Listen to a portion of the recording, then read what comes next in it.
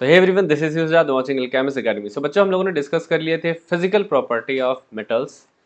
हम लोगों ने वहाँ पे बहुत अच्छे से सारी प्रॉपर्टीज डिस्कस करी। हम लोगों ने डेंसिटी के बारे में डिस्कस किया, उसकी फिजिकल स्टेट कैसी होती है, सारी चीज़ें, melting point, boiling point and बहुत सारी चीज़ें जो है हम लोगों ने यहाँ पे डिस्कस कर ली। आज की वीडियो में हम बात करेंगे specially chemical property of metal की, है ना। देखो, ये वीडियोस छोटे छोटे होंगे तो ताकि आप आसानी से याद कर सको, इसलिए बहुत बड़े वीडियोस नहीं होंगे, 15 से 20 मिनट के वीडियोस होंगे। एंड फिर बाद में लास्ट में मैं वन शॉट की तरह इसे कंपाइल भी कर दूंगा और आप अच्छे से देख भी लेना इसको, ठीक है। तो चलो, without wasting in time start करते हैं।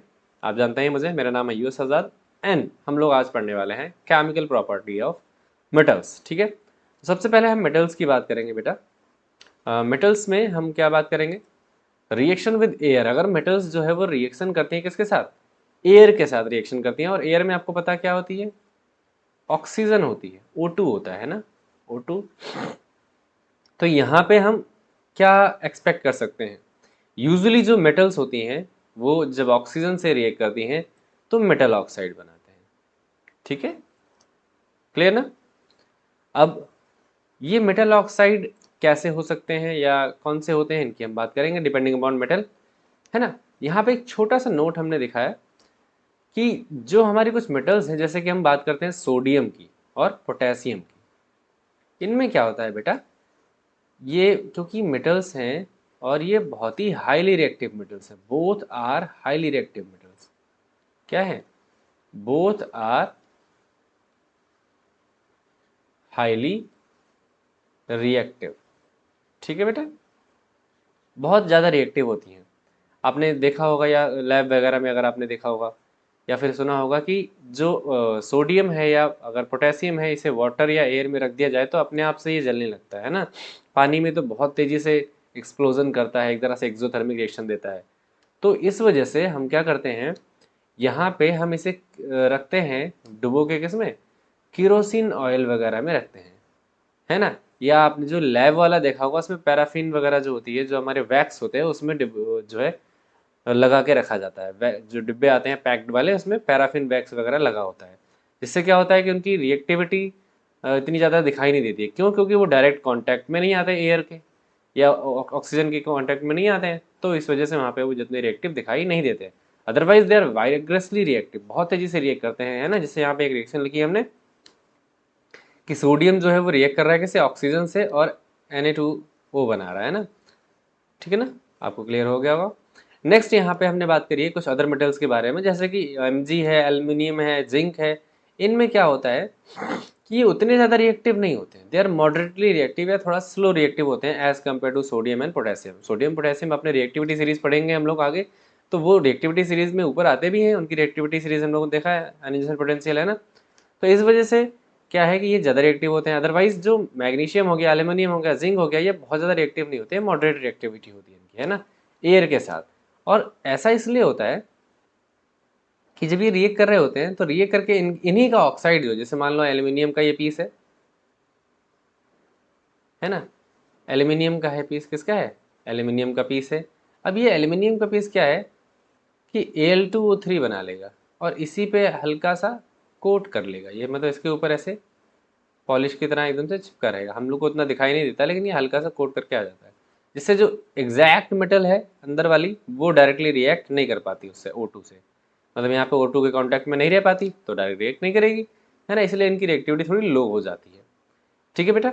यहाँ पे एक लाइन हमने यहाँ पे लिख रखी है अगेन, इसके बारे में बात करेंगे कि मैग्नीशियम को अगर हम बर्न करते हैं, ये एनसीईआरटी में काफ़ी इंपॉर्टेंट मतलब स्टार्टिंग में ही दिया गया है, जब जलाने की बात की गई है, मैग्नीशियम रिबन को बर्न करने वाला है, क्वेश्चन भी कई बार आया है। तो यहाँ पे क्या, एक डेजलिंग फ्लेम के साथ, एक वाइट फ्लेम के साथ ऐसे बर्न होता है, ठीक है। ये आप इंपॉर्टेंट वाला थोड़ा सा देख लेंगे कि डेजलिंग फ्लेम के साथ ये बर्न करता है। यानी जब ये बर्न करता होगा तो ये क्या बनाता है? Mg+O2 है जो है, यानी ऑक्सीजन के प्रेजेंस में कोई चीज़ बर्न होती है, तो हमने इसको बर्न कर दिया। मैग्नीशियम सॉलिड होगा, जो ऑक्सीजन होगी वो गैस होगी, और यहाँ पे MgO यानी मैग्नीशियम ऑक्साइड बनेगा, ठीक है ना। क्या बनेगा? मैग्नीशियम ऑक्साइड बनेगा।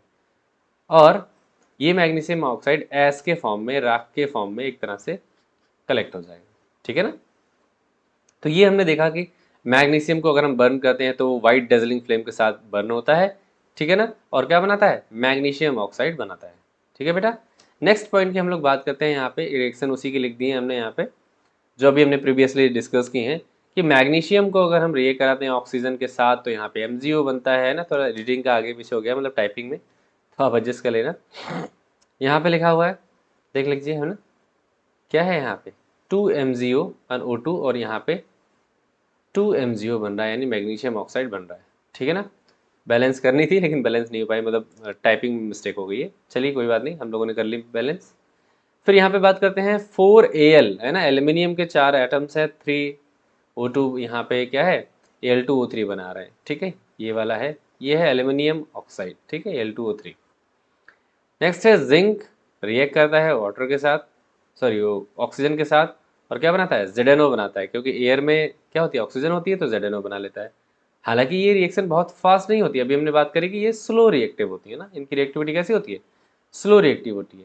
अब बात करें हम लोग आयरन और कॉपर की, इनमें थोड़ा सा भाई देखना पड़ेगा हमें। क्या देखना पड़ेगा कि अगर हम लोग इनको जलाते हैं या फिर बर्न करते हैं, देखो यहाँ पे लिखा भी है कि iron and copper do not burn in air but combined with oxygen to form oxide, iron filings burn with sprinkle over the flame. एक तरह से ऐसे चमचमाती हुई जलती है, जैसे शायद आपने अभी फोटोग्राफी वगैरह बहुत चलती है ना, तो उसमें आयरन स्टील के थोड़े से पतले पतले से थ्रेड जो है उनको जलाए जाते हैं। स्टील और आयरन, मतलब स्टील जानते हो आयरन और कार्बन का मिक्सचर होता है, तो उसी से बनाया जाता है, और उसको ऐसे फोटोग्राफी में उसका यूज़ किया जाता है। मैं यहाँ फोटो दे दूंगा अगर एडिटिंग के समय मुझे मिल जाएगा तो, ठीक है। बट यूजुअली जो है वो जलते नहीं है, यूजुअली आयरन और कॉपर वगैरह हीट नहीं होते, मतलब इन्हें हम बर्न नहीं कर सकते, यूजुअली बर्न नहीं होते हैं ना, हीट हो जाते हैं फिर मेल्ट हो जाएंगे, जलेंगे नहीं एक तरह से। लेकिन अगर हम बात करें स्टील वगैरह के फाइबर्स बना के है ना, या आयरन के फाइबर्स बना के स्प्रिंकल, मतलब उनको जलाया जाए तो चमकदार स्प्रिंकल के फॉर्म में ये फ्लेम में जलेंगे। ठीक है, तो ये एक इंपॉर्टेंट पॉइंट था, ये जरूर आप याद रखिएगा बेटा। नेक्स्ट है हमारे पास कॉपर के बारे में। कॉपर के बारे में हमें बात करनी है कि कॉपर जो है इसकी रिएक्टिविटी लो होती है, ऑब्वियस सी बात है ना। कॉपर का जो रिएक्टिविटी सीरीज में बहुत नीचे आता है, अभी बात करेंगे रिएक्टिविटी सीरीज की, है ना। और जब ये ऑक्सीजन से रिएक्ट करता है तो क्या बनाएगा, ऑब्वियस सी बात है इसका ऑक्साइड ही बनाएगा। तो क्या हुआ, Cu+O2, और ये क्या बना रहा है, इसका ऑक्साइड बना रहा है। ठीक है, रिएक्शन ऑलरेडी बैलेंस है तो इसे बैलेंस करने की जरूरत तो है नहीं हमारे पास। नेक्स्ट हमने लिखा है, अच्छा हमें मुझे लग रहा है कि ये रिएक्शन हमें बैलेंस नहीं करनी चाहिए थी ना, ताकि आप बैलेंस कर पाते हैं इसको, है ना। मैं खुद यहाँ पे आपको डिस्कस करके बताता, चलो अगले वाली क्लासेस में ऐसा ही कोशिश करेंगे कि बैलेंस ना करें, यहीं पे डायरेक्ट क्लास में बैलेंस करते हैं। ठीक है, चलो यहाँ पे फिर आयरन को देखा हम लोगों ने। आयरन क्या है, ऑक्सीजन से रिएक्ट कर रहा है तो Fe3O4 बना रहा है ना, एक तरह से कॉम्प्लेक्स ऑक्साइड है ये, जिसमें आपको Fe2O यानी फेरिक और फेरस दोनों मिल जाते हैं। ये वाला है कहलाता है ferric, sorry ferrous, ferrous oxide. ठीक है, और ये वाला आपका कहलाता है फेरिक ऑक्साइड। क्या डिफरेंस है इसमें भाई, फेरिक और फेरस में क्या डिफरेंस है, देखो तो मैंने ऐसे याद किया है, शायद आप भी याद करो। जैसे अगर इसमें हम चार्ज की बात करें, ऑक्सीडेशन नंबर या ये सब अगर आपने पढ़ा हो, तो आयरन जो ऑक्सीजन होता है वो उस पर 2- होते हैं, तो इसके हिसाब से इधर 2+ हो जाने चाहिए, है ना, तभी चार्ज बैलेंस होगा, न्यूट्रल एटम आएगा। तो यहाँ पे +2 चार्ज है किस पे, आयरन के ऊपर। और Fe2O3 की बात कर लेते हैं, Fe2O3 देखो Fe2O3 के नंबर के हिसाब से आपने 9th क्लास में पढ़ा होगा कि यहाँ पे चार्ज को क्रिस क्रॉस करके हम फॉर्मूला बना लेते हैं। तो देखो इससे पता चल रहा है कि यहाँ पे +3 का चार्ज रहा होगा और यहाँ पे -2 का चार्ज रहा होगा। ठीक है ना, तो अब देखो इसके पास +3 का चार्ज है और इसके पास +2 का चार्ज है। आयरन जो है यूजुअली +2 और +3 ही स्टेट को एग्जिस्ट करता है, दिखाता है ना। तो अब देखो यहाँ पे 2 से 1 ज़्यादा कौन सा हो जाएगा, फेरिक। 2 से 1 ज़्यादा, 1 ज़्यादा वाला कौन सा हो गया, फेरिक हो गया। तो ये 1 ज़्यादा हो जाएगा, एक तरह से हम ऐसे याद किया मैंने, ज़्यादा, 1 ज़्यादा हो गया तो फेरिक हो गया, और बाकी 1 तो कम है ही, तो हो जाएगा हमारा फेरस। ठीक है ना, ऐसे आप याद कर सकते हो। बहरहाल आपके पास कोई और ट्रिक हो तो मुझे भी कमेंट में बताइएगा, मैं भी कोशिश करूंगा उससे लर्न करने की। चलो, तो ये हमने यहाँ पे देखा कि आयरन और कॉपर जो है यूजुअली बर्न तो नहीं होते, लेकिन अगर हम आयरन के कुछ थ्रेड लाइक स्ट्रक्चर्स बना लें, फाइबर्स बना लें, जैसे हमने कहा स्टील जो फाइबर्स बनते हैं जो जलाए जाते हैं, है ना, तो उनसे क्या है, बहुत ही स्पार्कलिंग निकलती है, चमकदार एकदम, नहीं जैसे हम लोग चरखी वगैरह लगाते हैं, अनार लगाते हैं दिवाली में, है ना, तो वो हो जाएगा। वैसा दिखेगा आपको। नेक्स्ट हमने यहाँ पे लिख रखे हैं कुछ पॉइंट्स, इसको इरेज कर देते हैं फटाफट, फिर हम लोग बात करेंगे इसके बारे में। तो यहाँ पे हमारे पास कुछ मेटल्स हैं। एयर की रिएक्टिविटी के बारे में बात करें ना, तो यहाँ पे हम मेटल्स की बात करेंगे, जैसे कि सिल्वर। आपको पता है ये नेटिव स्टेट में पाया जाता है, अभी हम लोग पढ़ेंगे मेटलर्जी।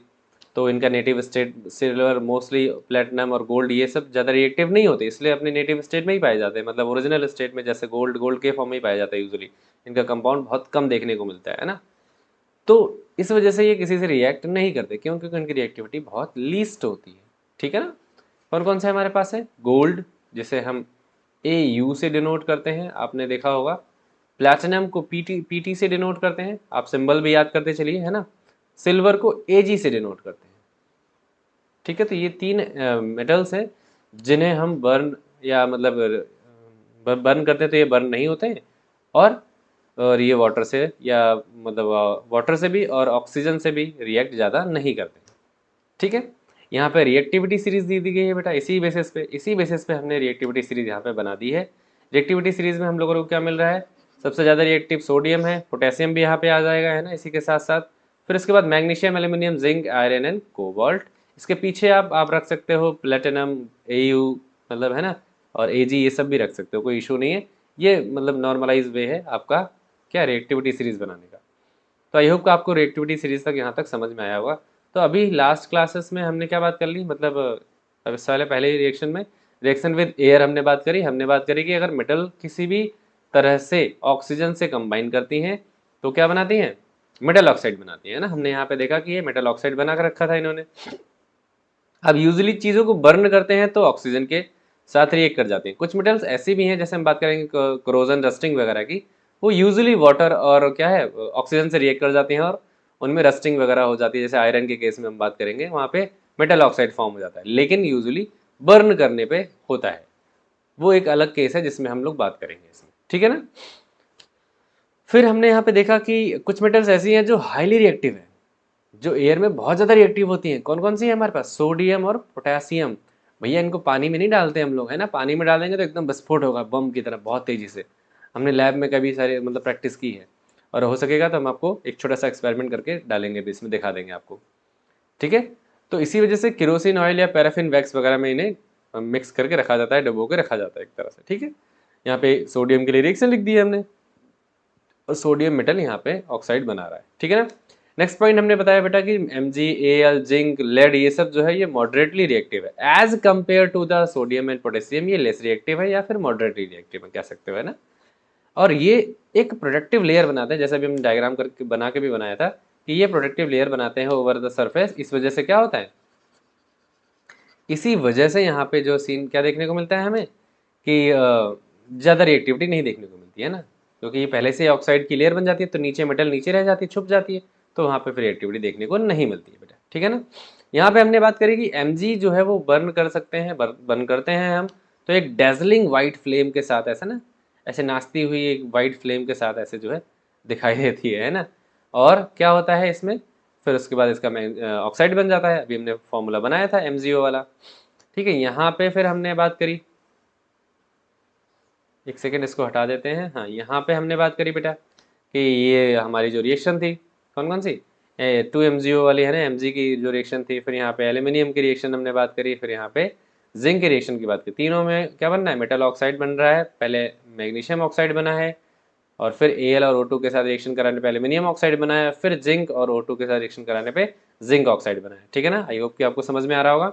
नेक्स्ट हम बात करेंगे यहाँ पे Fe and Cu। हमने कहा कि Fe and Cu को बर्न नहीं करते हम लोग, मतलब बर्न नहीं होते यूजुअली ये, लेकिन यहाँ पे एक्सेप्शन हमने दिया था कि अगर हम आयरन के फिलिंग्स को, है ना, जो आयरन को छिलके होते हैं, या फिर आयरन के बहुत थ्रेड लाइक स्ट्रक्चर्स बना लें, जैसे हमने बताया स्टील जो आयरन के मिक्स वाला कंपोनेंट आता है वो फोटोग्राफी में यूज होता है, स्पार्कलिंग के लिए, है ना, चमक के लिए, तो वही यहाँ पे भी यूज हो रहा है ना, उसी की तरह का यहाँ रिएक्शन देखने को मिलती है।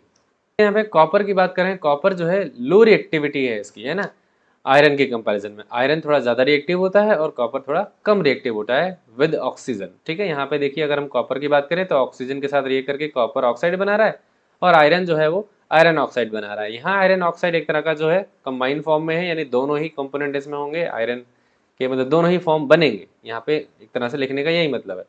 ठीक है, Fe3 और 4 का, क्योंकि यहाँ पे 4 तो प्लस दिखाता नहीं है, तो यहाँ पे हम लोग कहेंगे ये है हमारा, अभी हमने लिखा भी था कि ये वाला हमारा फेरस है, फेरस ऑक्साइड है ना,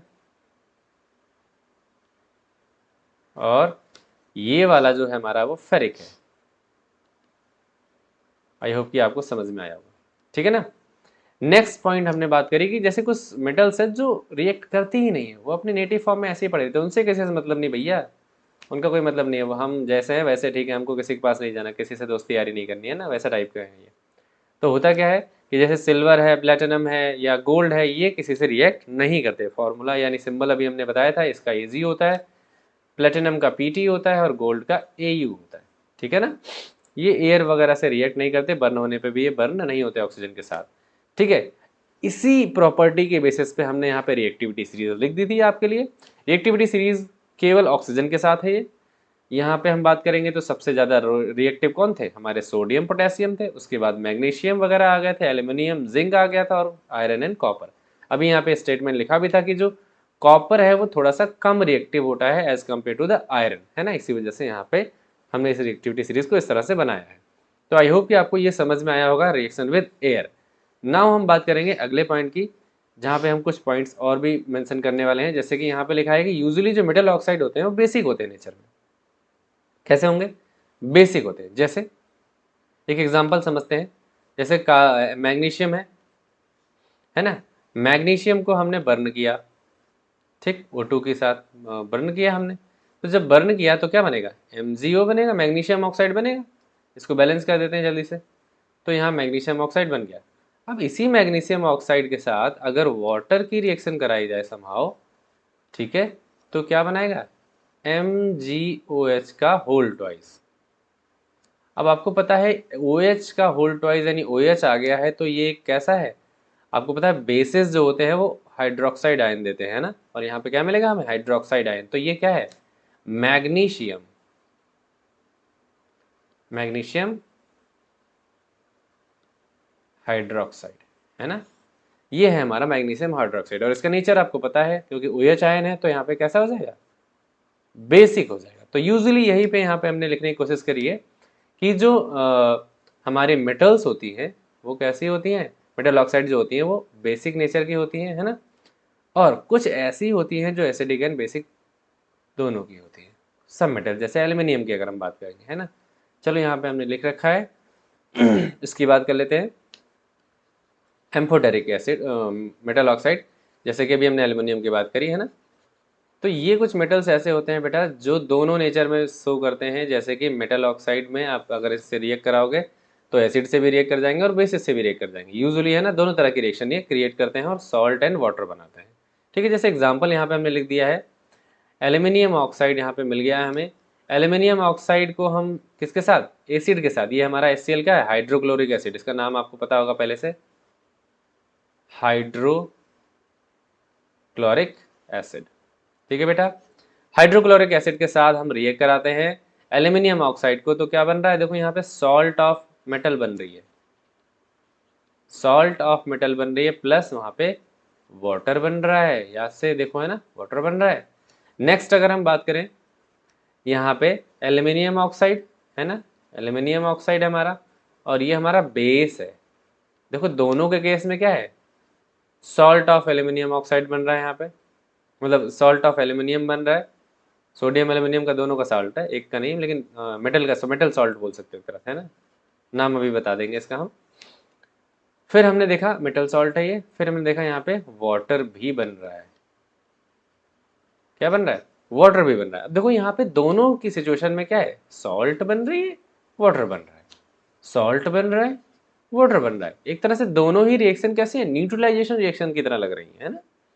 तो यहाँ पे ये कैसा बिहेव कर रहा है, क्योंकि एसिड के साथ भी सॉल्ट वगैरह बना रहा है और बेस के साथ भी ये सॉल्ट वगैरह ही बना रहा है, तो इसका नेचर जो है हम कंसीडर करते हैं, ये कैसा हो जाएगा बेटा, ये हमारा हो जाएगा एम्फोटेरिक, मतलब इट बिहेव्स लाइक बोथ, दोनों तरीके से बिहेव करता है।